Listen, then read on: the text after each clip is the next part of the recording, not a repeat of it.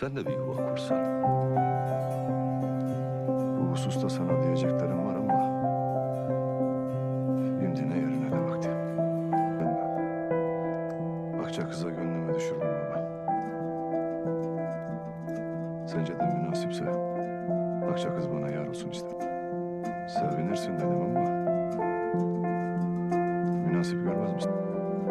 Bunu dillendirmeni bekler idik.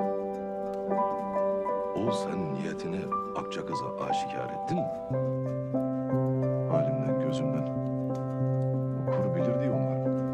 Bu niyetle Selcan Hatun'a onun ağzını arattım ama Ama ne baba?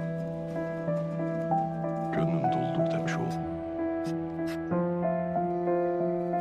Buna yalan. Habire ağzımdan laf almaya çalışır. Alpagut'u bilip de ona demediğimden o kadar emin ki.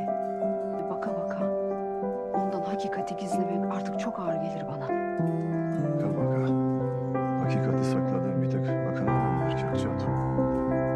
Kimden ne gizlemişim? Cevabım da yok değil. Ama Allah rahatlık versin. Benden de gizlediğim bir hakikat yok muydu?